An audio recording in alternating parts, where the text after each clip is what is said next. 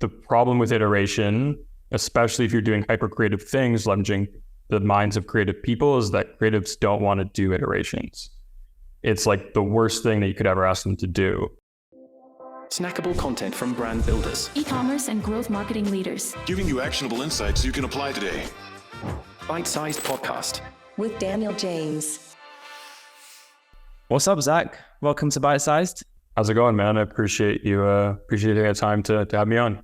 No, of course. Thank you for making time. We've been connected for some time now through your various ventures. But for anybody who doesn't know you, tell me your 5-minute kind of career story, where it started and what you're currently doing now. So yeah, I started off as a videographer, graphic designer, just like to make things with a computer.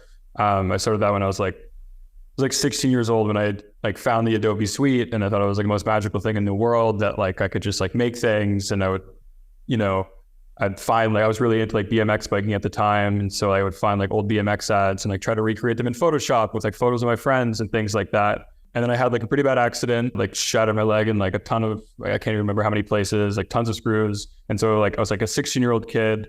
I had all the time in the world, the first week of summer, to just be in my house and not see my friends. And I learned kind of the entire Adobe Suite and started freelancing in high school. I left high school thinking I wanted to be a documentary filmmaker, moved to Toronto, which is the closest kind of big city to my hometown, went to university, only lasted around 2 years before I was like, okay, this really isn't for me. And I did a bunch of random stuff. I had a stint where I was developing iOS apps. We developed with the most insane clients ever, just I met this guy who was a male stripper at my gym, and we built them an app because they couldn't run Facebook ads. They wanted to send push notifications when they're in certain cities. And so I just did a lot of freelance projects, web design, some videography stuff. And then I met a guy that was doing drop shipping. And I was okay, in the same way that I thought that the Adobe Suite was magical, I'm this is fucking magic. And so that's what got me into the whole marketing space. We scaled a couple brands. One of them kind of was my thing for 2 years. It was called Nomadic Fabrics. We sold bohemian home decor and wall art and things like that. Sold that in 2021. Summer of 2021. And at the end of that, I wanted to separate from that partner and do my own thing again. And we were doing a little bit of agency stuff. And so I bought him out of the agency. I let him take pretty much all the money from the sale of the Shopify store and started playing around with new app ideas. Found the Twitter community. Got introduced to Triple Whale and was a really early contributor there. I think we were 6 or 7 people when I started just making stuff with them. And I've just built Foreplay at the same time as I was at Triple Whale for the last 2 years. As of 4 months ago, I'm full in on Foreplay now. Learned a ton doing both of those things. One of them, Foreplay's fully bootstrapped. Triple Whale, venture backed, rocket ship startup, and learned an incredible amount while doing both of those simultaneously. And now, just building Foreplay. Our mission is to build the complete winning ad workflow for brands running on Facebook and TikTok advertising. Creative constraints and all the constraints that happen with trying to operationalize creative for performance marketing is annoying. And so we started as a simple tool to save ads for Facebook ad library, and we're growing into something that is at a core piece of creative strategists and media buyers and performance marketers kind of workflow and generating new ad creative. And I'm super happy with where we're at. A lot of the brands that use us were the brands that I used when mocking up the first version of the website of our logo banner before we had any customers. And a lot of those have come true. And so, I'm super excited about what we're building and it's been a ton of fun. Amazing, man. That's a really stacked kind of career history. So from your own thing, then drop shipping, getting your hands really dirty on the brand side, then like you said, a venture backed e-commerce kind of SaaS solution agency, now into your own bootstrap SaaS solution. I guess there's so much to unpack in that actually. What's been the most enjoyable? By far what I'm doing right now, building a bootstrap SaaS company with customers that actually use your product. They actually want your product. I spent a lot of time even before Triple Whale, doing some UI design work for apps that nobody wanted. And it always felt so meaningless. And now knowing that when we're working on the app that it's actually going to be used by people and potentially save people time and let them do it. But it's just an incredibly rewarding thing that's on a cycle. And so this is definitely by far the most enjoyable. I feel it's the most centered with who I am. I love advertising. I love creative. I love empowering creative people. And Whereas like the dropshipping thing, like we were selling plant hangers to women in middle America. Like there's no personal connection with that, right? And so this is the first time where I was like, I'm making something that I wanted for people that want it, and it's great. Amazing. And correct me if I'm wrong, but so Foreplay started as an agency, right? And then transitioned into being a SaaS company. What sparked the change? And you kind of just touched upon it a little bit there, but like what sparked the change, and what's some of the differences, right, from going from operating a service-based agency business into a SaaS company? Because I think it's really interesting. Just the, you know, if you build an agency, like the common path is to think, oh well, I need to build a brand because I've got all the teams and powers and everything else, or like I need to build and sometimes vice versa. But what sparked the change, and what are the biggest differences between operating the two different types of business models? Yeah, so the reason we started the agency is because we had a failing e-commerce brand. And so, yeah, like, you know, we had really good times with the brand and we had really bad times with the brand. Personally, I had like an incredible network that I had built up from like my freelancing days of people seeing us like scale this e-commerce business with Facebook ads. So a lot of people were reaching out, being like, will you do this for us? And we're like, yeah, like we're barely profiting with the fucking e-commerce brand. So like, we'll take the $5,000 or $10,000 a month. Like that sounded really good.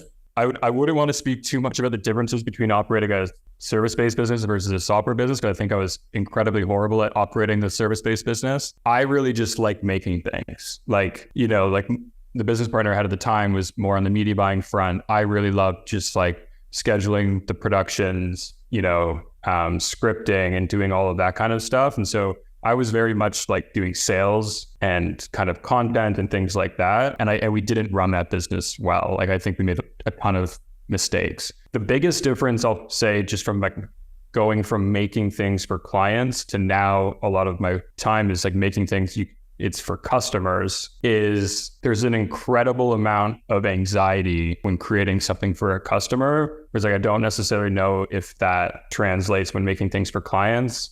Like when you can fully scope out something, like these are the deliverables. If we deliver on this, you'll be happy. It's like a very clear roadmap. And obviously client expectations change, and like that's a whole other thing to deal with. But at the starting gate, there's not a ton of anxiety. And I think that you understand what success is very clearly often, I think, with clients, as long as your communication is good. When you're building stuff for customers, it's like a lot more gray and a lot more murky.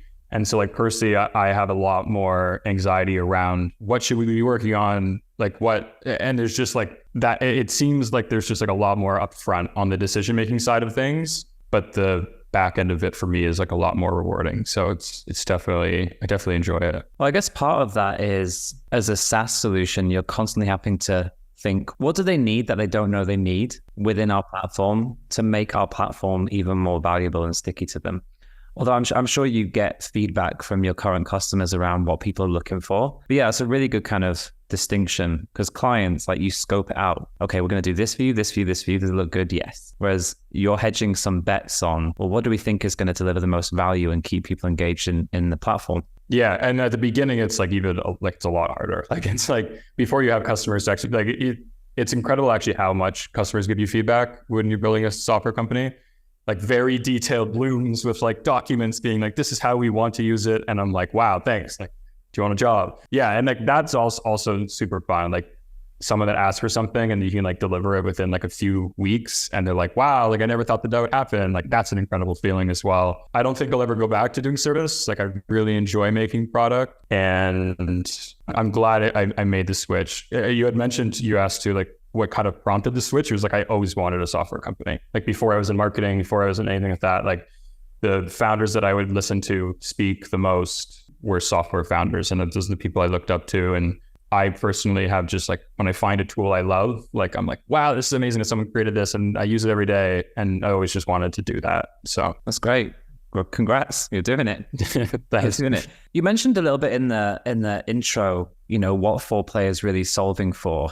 Double back on that. Like, what problems or solutions is Foreplay trying to like solve for and provide? First, the core is like centralizing your entire team around your ad creative pipeline. So ideas that you're generating. Something that's like interesting about the performance marketing space is like most of the time a new ad idea starts with something you saw, whether it's like a direct rip or it's like, oh, like if I'm running like a cookware business, I saw something that like an iPhone ad did, that's super cool. Like the way that they, like it always starts from like a piece of inspiration, like most creative things do. And so centralizing the volume of creative inspiration that happens with performance marketing. So we help you do that. So you can save ads from Facebook ad library forever. You can save ads from like TikTok and all the other platforms, put them into boards. It's like Pinterest, but for ad creative. Like right now, most brands and agencies are like, they have a Slack channel where they're sending ideas or like a group chat. All that shit gets lost. You can't filter it and you can't like operationalize it to send to clients. So that's one piece. The other piece, and then on the back of that, when we reach critical mass, we have thousands of people saving thousands of ads a day. Let's okay, let's show other people what other people are saving. And so we've created, like the largest community curated ad library in the world, over 500,000 ads, grows at 5,000 ads a day. And people use that to find inspiration outside of the traditional methods. The final piece is on the briefing and actually operationalizing what ad inspiration, what the next step is, which is writing a brief, sending it to someone who actually can create the asset. And so we make the easiest way to take a piece of ad inspiration, turn it into an actionable brief to send off to someone to create, collect assets directly on that brief, and then start running them into platforms. We're very much focused on that pre-production side of things right now, and like a little bit of the post-production, because I think that that's where there's so much disjointed sort of like workflows, hack together things right now. And it's actually like such a core part. Like one great ad idea could result in, the next winning ad that like scales for 400 days for you. And so making sure that none of those things fall through the cracks, making sure that it gets operationalized amongst the creative team is what we're really trying to focus on. And did you identify this as like a problem because of your own pain points, or was it assessing kind of like, because like you said, you've got a good network, you're involved in like, you're within the community. So is it something you heard as a pain point, or was it a pain point you personally had yourself? No, when we had the agency, I do this call every Friday. We called it Foreplay Fridays. That was the name of the agency. And everybody had to bring 5 new pieces of ad creative ideas, and like some people put them in like slide decks and the videos wouldn't play. Some people put them just like in Slack and then like share their screen and like played them. And then after that call on Friday, by Monday, nothing happened with any of those ideas most of the time. And so it was like more than anything, I wanted to just be able to like save ads in Facebook ad library for our team and like just like put them into boards. It was very much like I want Pinterest, but for Facebook ad library. And so when I had decided to stop doing the agency and work on software, I had more than just that idea. Like one of them was like a curated ad library, which like I've seen some people do, but I found that was kind of like, it wasn't software. It was just like almost like an info product. So I played around with that for a bit. I had this idea.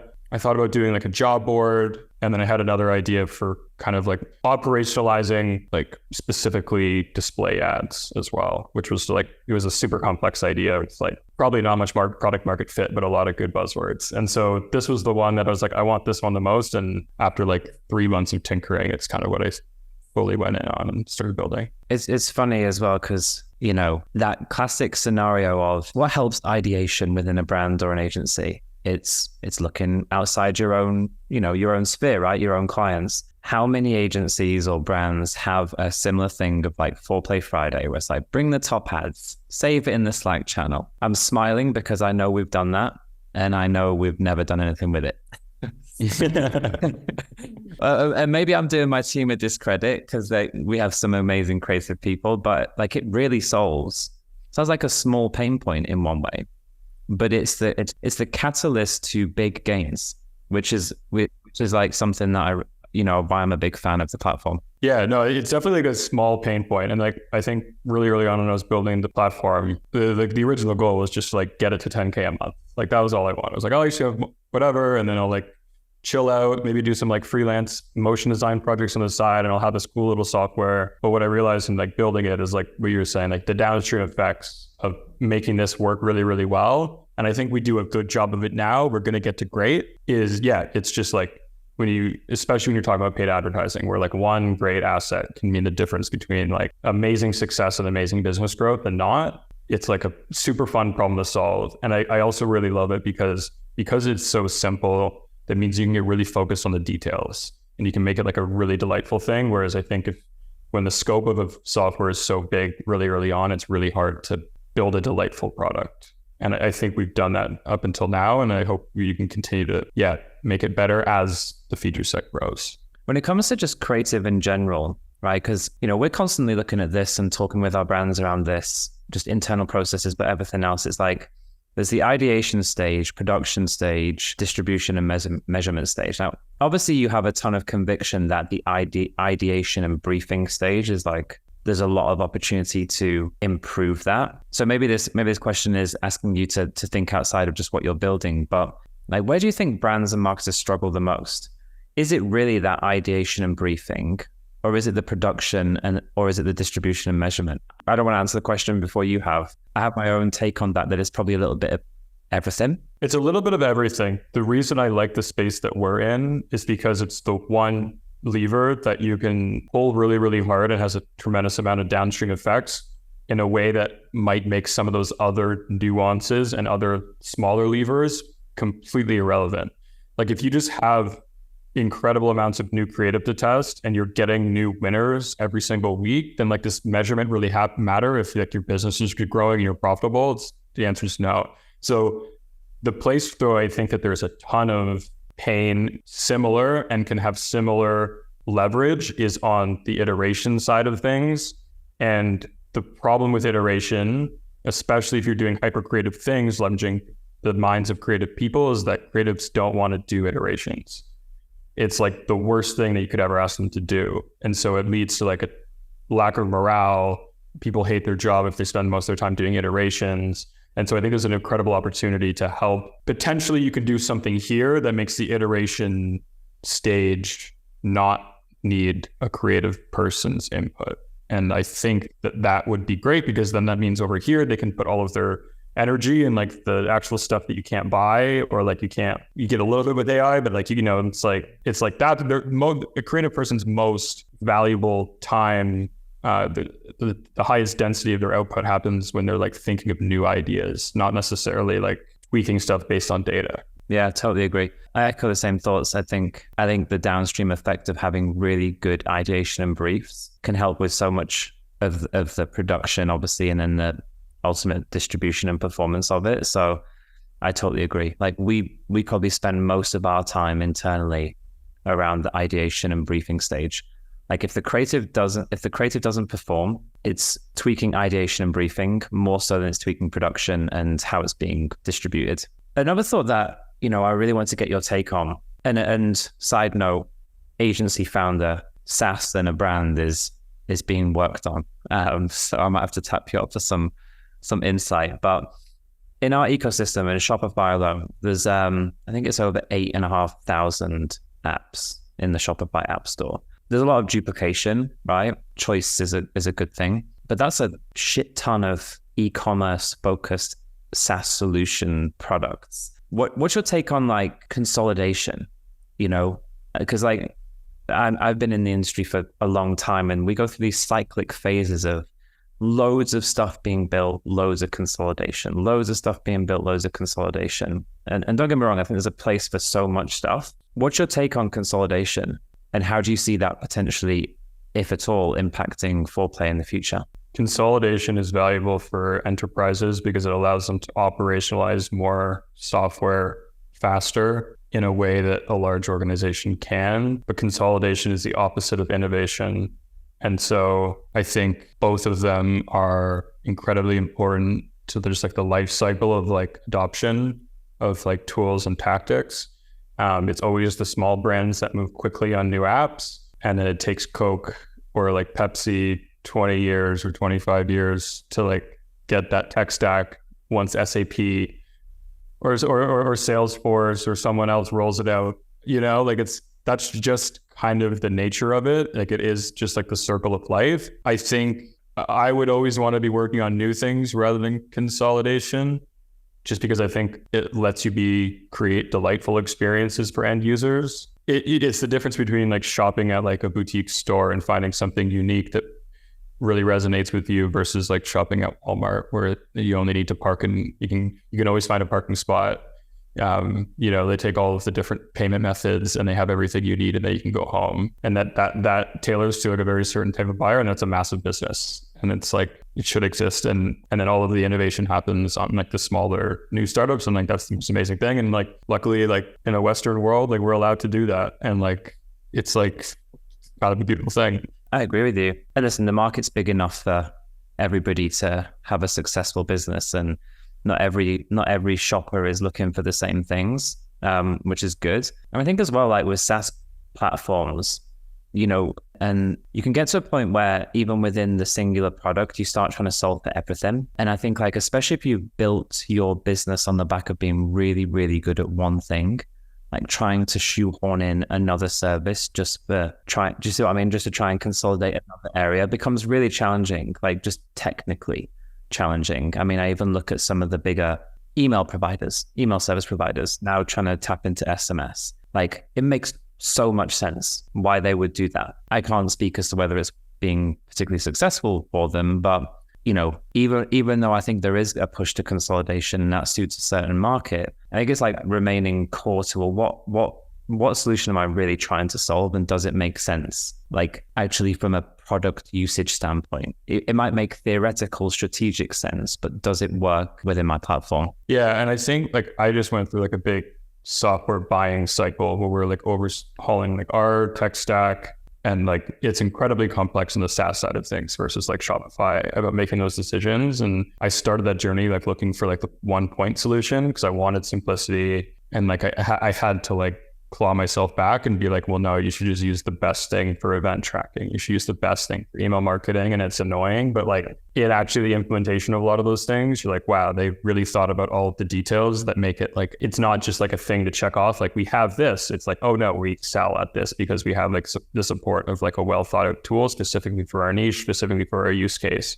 And so obviously cost expands with that, but so does quality. And so it's a consistent push and pull with all of those things. And from like a SaaS founder's point of view, the funnest for me, the most fun thing is like always building a new thing. Like that's always like super cool and like super rewarding. And what I've been trying to do lately is think about market expansion before I think about product expansion. I think that's a better route in most cases, but there's nuances to it. Like, we've launched small little products that we thought were going to just be like a little bump, and they ended up being like the thing that people love the most. And so it's like, you got to like go with your gut a lot of the time. And I think a good mix of both, of like making your core product better, but also building new things. It's like, that's where you should fall. And I think more than anything, like trying to optimize for shipping new, like just shipping rather than like thinking we need to ship something new. It's like, well, you could also just improve the thing that 1,000 people are doing today. And yeah, it's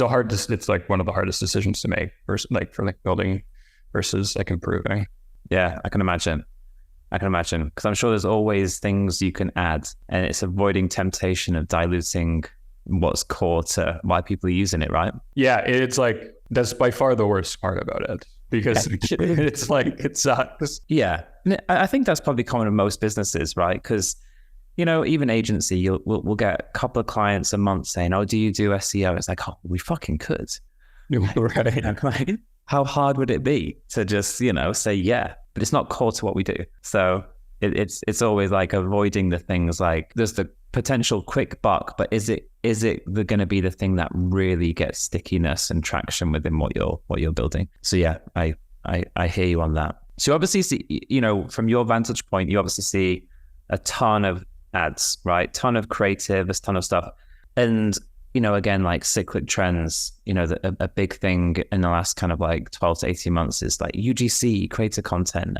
And now I'm seeing more and more, and we champion more and more. It's like, it's like kind of like full spread of creative. It's not just about that. You need layers of creative, but storytelling is becoming, rightfully so in my mind, more important to brands again. How do you see creative evolving, and what are you seeing in the creative space? I think creative is going to evolve. I've been thinking about this a lot, because you can tell like the internet's evolving in a certain way where like individual creator stories are getting told really, really well because they're optimized for that. Thinking about like YouTube creators and like TikTokers, where you become like super, super connected to this like individual. And I think that's why you've seen some of these brands built off of these people succeed so well. I think a lot more of the attention is going to start going into telling like a really cohesive brand story. And I'm like a little bit like hesitant to say that, because it's like been agencies talking about brand story for years, and it's usually like a pitch deck that they end up being the deliverable of that. But like actually thinking about, if someone gets introduced to your brand, what do you want them to feel? As that relationship evolves, what do they feel about you then, right? Like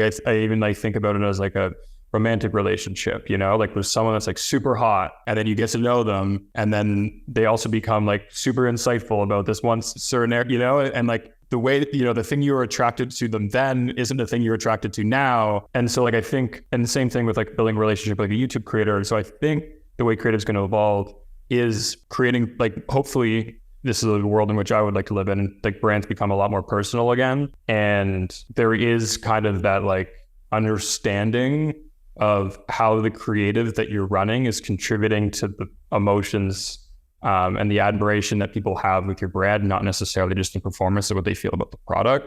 And I think like talking about consolidation, like I think we saw this kind of like massive surges of like all these like micro Shopify stores, like selling they have this like one really cool widget product kind of thing. I think as D2C becomes more and more mature, we'll see some of these companies start rolling out product expansion amongst like that core group of like people. So like the people that started selling t-shirts might get into home goods. And I think the people that are going to succeed in that transition and become like household names, in which are just like massive businesses outside of just selling like t-shirts or something like that, will be the ones that can, one, tell the initial story, but like maintain that story, evolve with their customers, and become like household names.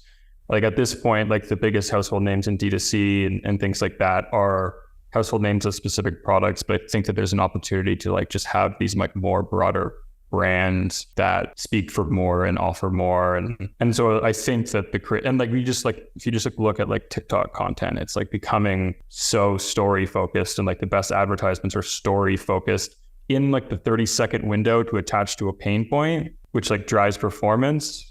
I don't necessarily know if that drives retention. And so it's like, what does that look like after someone's bought your product and enjoyed it? Like, how do you communicate with them then? I think that's where layers of content come in, right? They might not see that next layer of content on TikTok, but they might see it on a YouTube pre-reel or you know, or some other place. And I think part of it is nuance based on, and I like what you said about like these products expanding outside of just their individual product range. It's like there are utility products. And it's a common, argument's a strong word, but it's a common thing. And your perception is probably skewed based on either the brand that or the product that you're selling, or the types of clients maybe you're working with. But there's utility products, and there's people who want to build brands. And it's like, if you're selling, I don't know, Post-it notes, just because I saw a Post-it note, like there's no brand story, right? This is just eyeballs, can I get them to click through? And there's a place for that. And I think that's where you'll hear the voices of, brand creative is a fucking waste of time. You don't need it. Just run TikTok ads all day long. You'll scale them. Right.